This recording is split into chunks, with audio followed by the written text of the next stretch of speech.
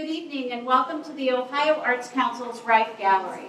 My name is Donna Collins and I have the great honor to serve as the Executive Director of your Ohio Arts Council.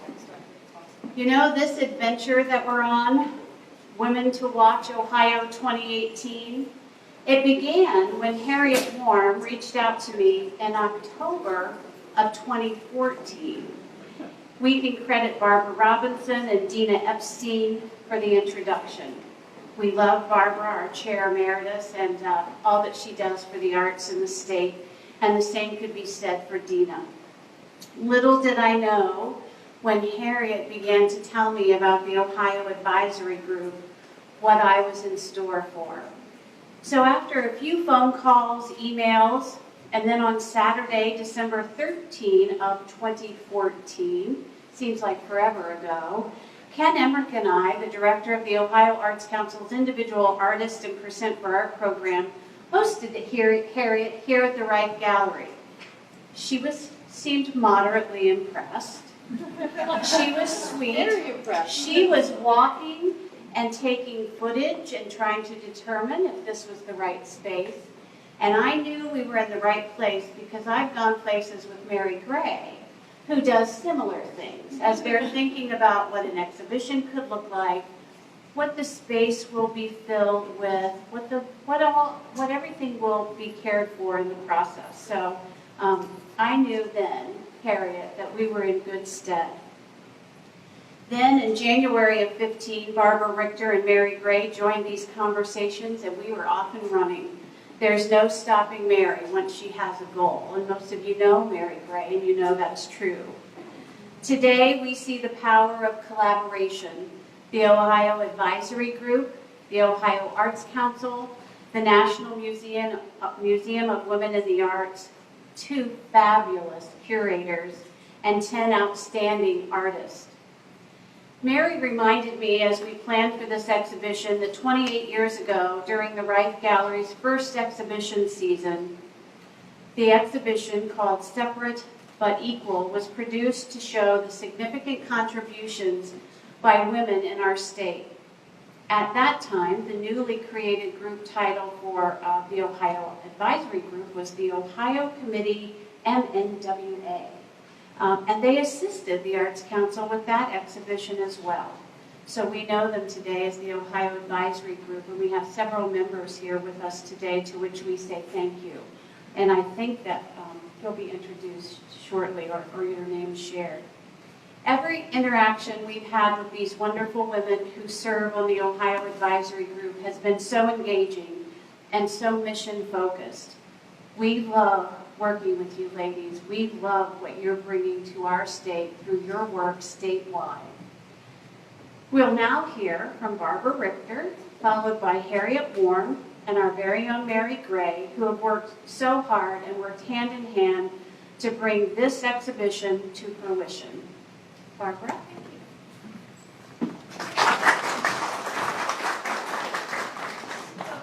Good evening. I am Barbara Richter, and I'm founder and co-chair of the Ohio Advisory Group of the National Museum of Women in the Arts, or NMWA, based in Washington, D.C. We are absolutely thrilled to participate in such a rich and exciting collaboration with the Ohio Arts Council. But tonight, in Ohio's capital, we proudly celebrate 10 exceptional women artists whose geographic reach spans from Cleveland to Cincinnati, from Bowling Green to Hamilton and Oxford. As artistic innovators, they transcend boundaries while embracing the expressive possibilities of metal, a medium more commonly associated with men, and now redefined through this stunning exhibition.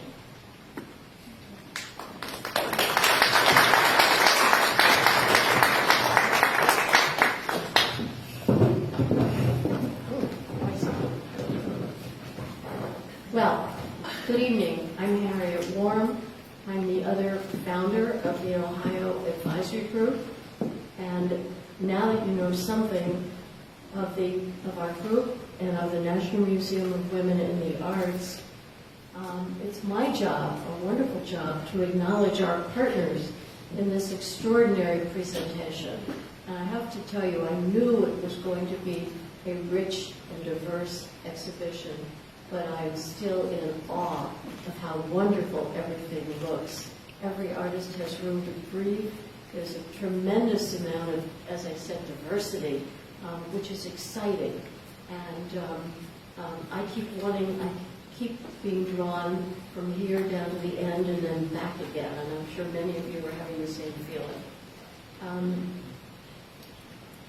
First, in terms of our sponsors, I need to pay tribute to the Ohio Arts Council. They have been our collaborator and our creative partner from start to finish. Donna has already mentioned what happened 4 years ago, and she's gone back to her calendar and is more specific than I am. But I have to admit that when Donna and Mary Gray and Ken paid their first visit to see our show in Cleveland at the Cleveland Institute of Art, I think none of us really had an inkling of what was going to happen. It was a preliminary meeting. Was there a way to do something together in the future? And I think that we were all completely unaware that it would lead to this joint exhibition. It really was Donna's foresight that set the ball rolling. And it was Mary Gray's creativity, her flexibility, her responsiveness that guided our joint team over the intervening months. Dare I say the intervening years, because it really has been 3 years. They've been a joy to work with. And so please consider this a shout out to them and to the Ohio Arts Council staff. Next, we were blessed with 4 sponsors who responded quickly to our request for assistance. Beth Crane, who is right over there, a member of the Ohio Advisory Group, who's with us tonight, as I say.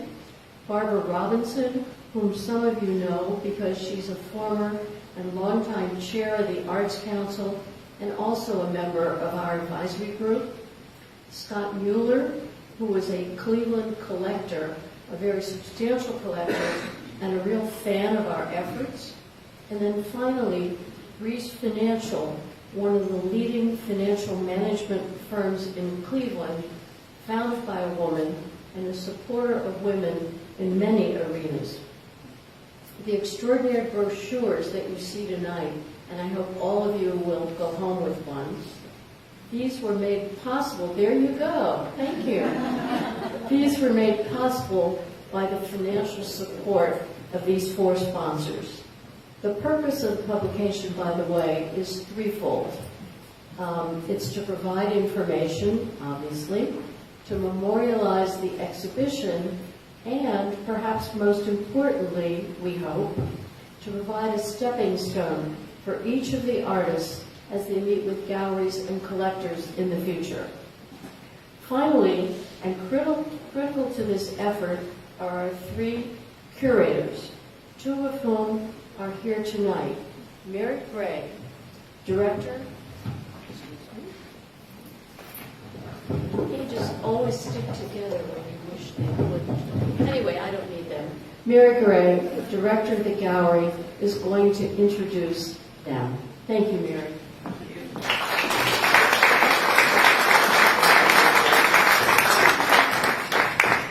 Can we take a second and give it up to Cherry Crone, our wonderful musicians tonight?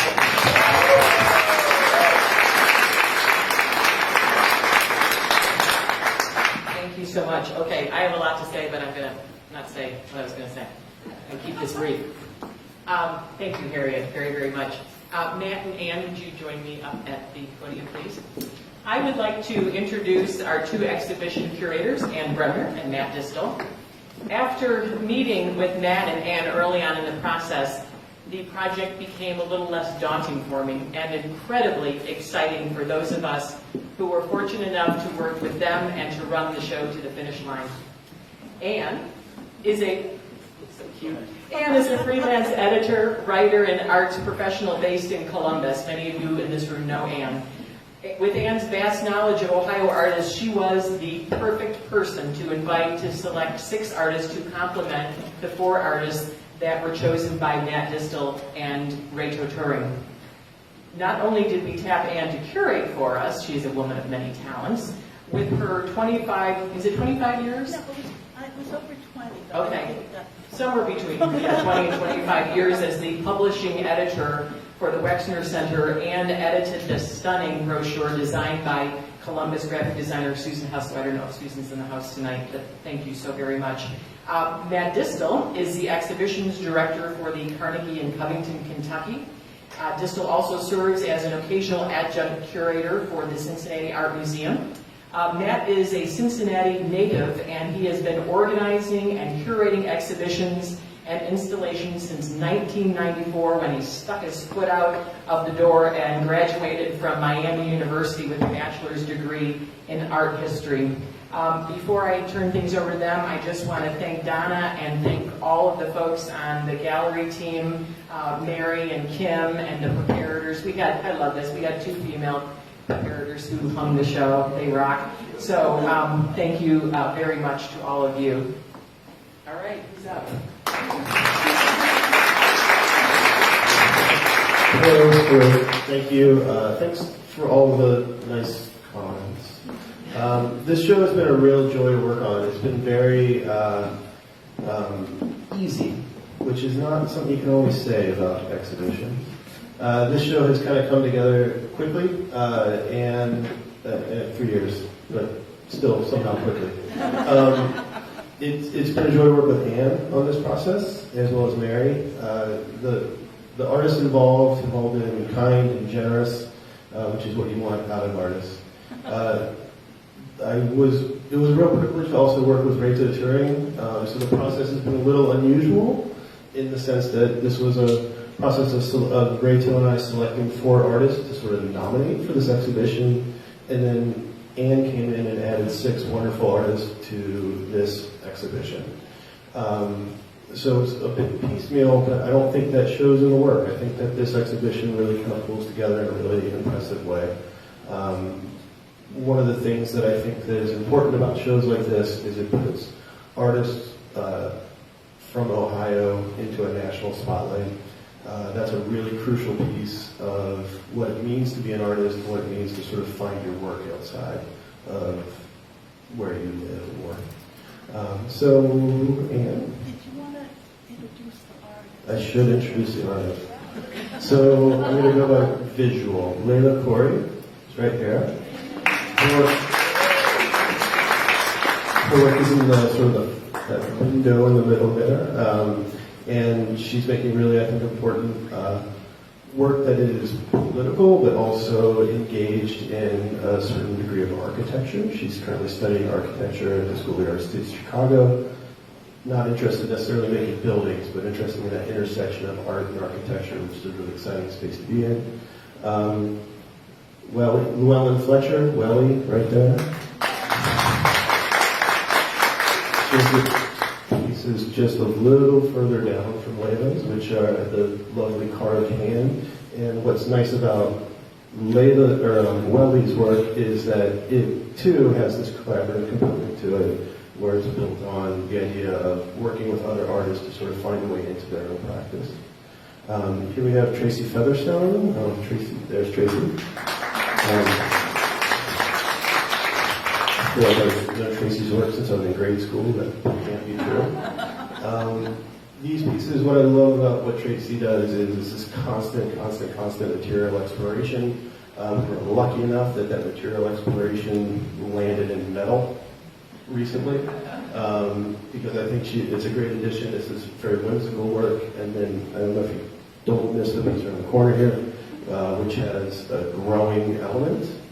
There was no grass when she bought the piece, and now there's a lot of grass. So it's a pretty exciting component to the work. And Carmel Buckley. There's Carmel. Carmel really typifies the conceptual approach that Rachel and I were really excited about. She has work in the show that are drawings that have no metal in them, but they're based on metal objects. So it's the rubbings of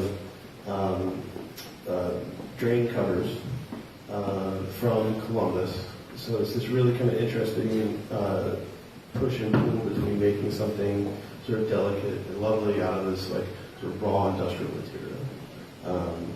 So yeah, those are the 4 artists that Rachel and I are involved in, and I'm really pleased to introduce Anne Bremner.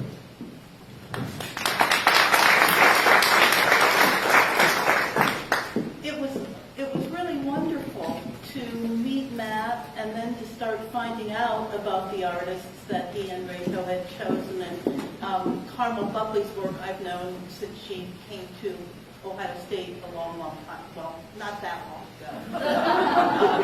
But I've done her work and followed it for a long time too. But the other 3 artists I wasn't familiar with. It was wonderful to start finding out about their work. It's been a pleasure to work with Matt and the advisory group members and Mary throughout the whole thing.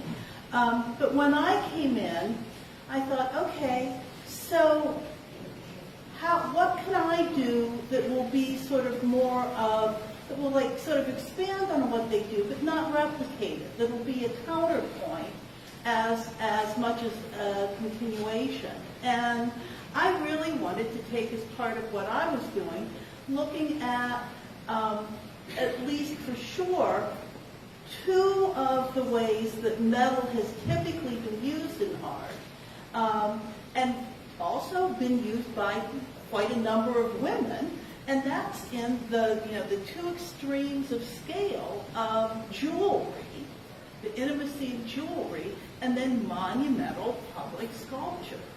And so I wanted to make sure I looked at people who were playing around with those traditions, and then just other different ways of using metal. Some of them artists who use metal almost exclusively, some of them who use all different kinds of materials, of which metal is simply one. So anyways, I started, I'm addicted to research, and so I started digging around into looking at lots and lots and lots of different artists' work. But the first one I'm going to introduce, although she unfortunately is not here, is Mary Jo Bohl, who's another artist who's taught at Ohio State for now retired, taught at Ohio State for a number of years, and whose work I've been following since, the 1980s. And Mary Jo is that quintessential artist who, she studied ceramics and she's made ceramics on and off for a long time, but she does drawings all the time, and she's made artist books, and she's made a lot of things out of metal over the years. It's something that she seems to keep coming back to. And now she's making a film.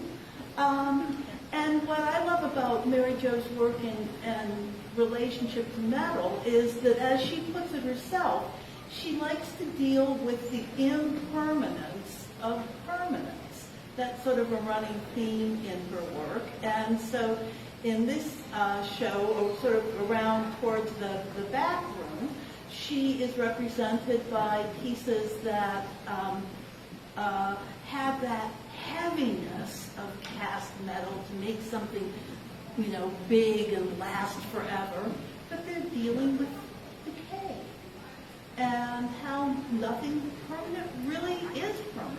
So she's both using those metal traditions and then sort of fighting against them, working against them. Carol Borum-Hayes, where's Carol?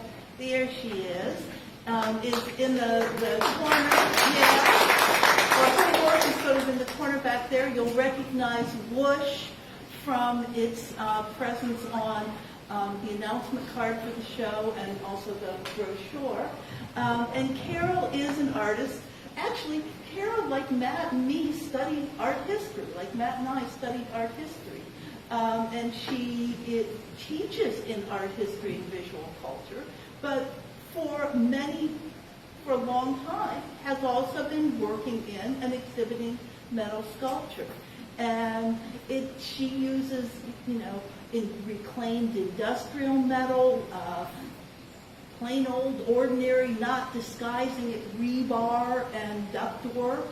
and yet can give it also a very, very strong sense of commentary on social issues and very strong personal response. And I think you'll really like and enjoy looking at her work. As soon as I'd seen Carol's work over the years and I liked it, but man, when I first saw just in photographs, whoosh, I was totally, I want that for this show. So I'm glad we were able to get it.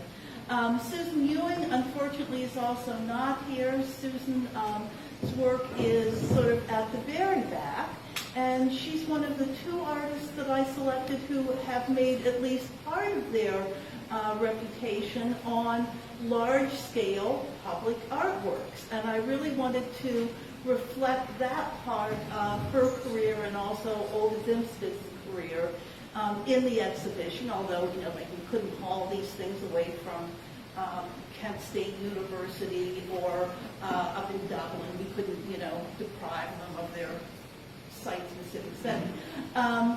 So we did some pictures of them so that you can see that work. And in Susan's case, I also put together some preparatory drawings that let you see how those works are made.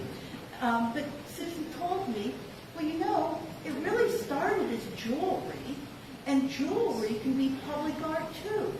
So we also have some of her jewelry and a more personally directed smaller scale sculpture as well.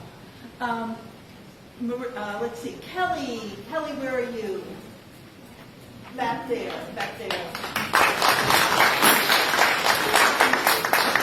Kelly Mallet-Kosek teaches at CCAD, where she heads both the new fine crafts program and the visual arts program, right? Got it right?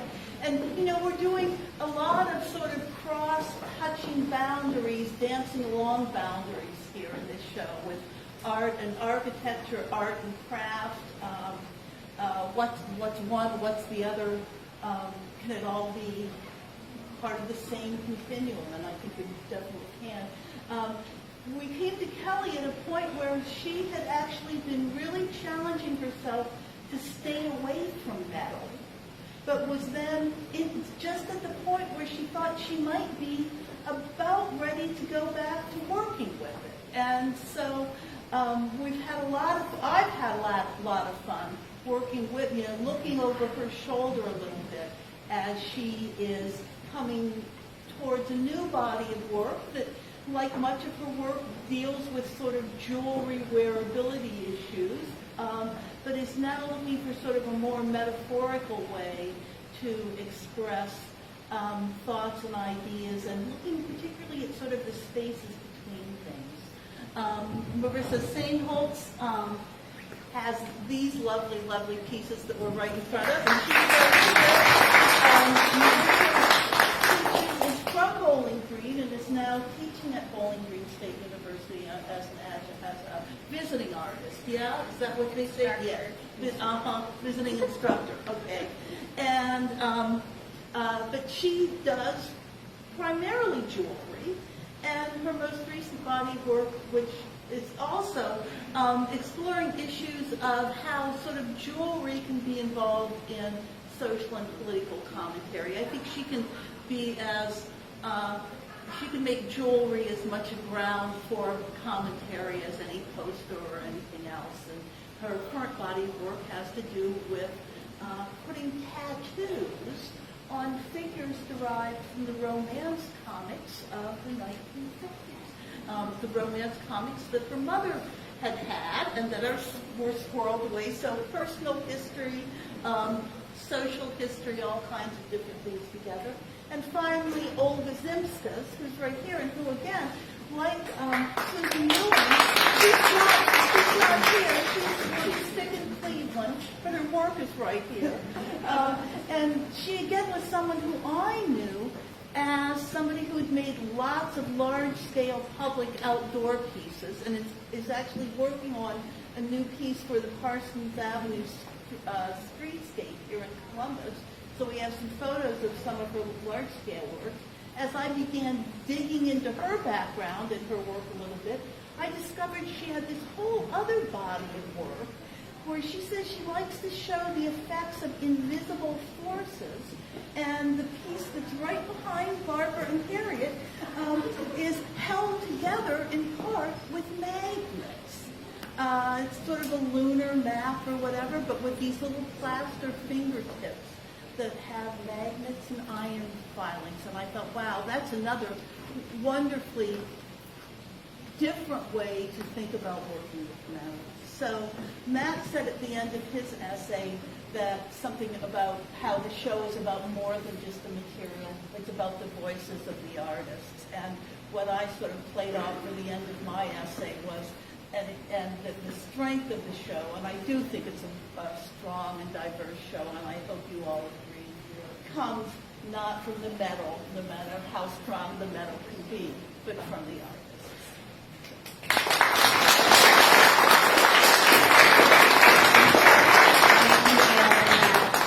Let's have another round of applause for our artists and our curators.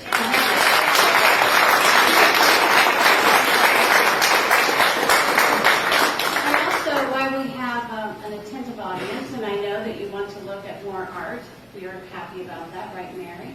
We want to invite you back tomorrow at noon for the curators talk and walk through. That will be exciting. Mary has planned with her colleagues an extensive amount of artist talk throughout the run of this show. So it's really important that you come and hear directly from the artist. It's something that we think is pretty special here at the Arts Council. And then in closing, we have just a few more thank yous. We need to thank Governor Kasich and the Ohio Legislature for their support of the arts in Ohio, which makes this Riffe Gallery possible. We need to make sure that we're telling folks that public funding for the arts is part of what makes our artists treasures and stay right here in our state. And I'd also like to give a shout out to the Ohio Advisory Group. Some of them are women who care deeply about what happens in the arts.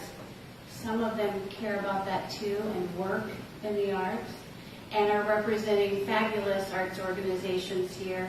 And I just think we are pretty darn lucky in the state of Ohio to have this kind of support and to be able to have a gallery that's the only one in the state that can take credit for showing Ohio artists nearly solely, and that it's right here in our capital and close to everything that's happening on the square. So thank you all for coming. We hope to see you again soon, tomorrow, and throughout the run of the show. Thank you so much.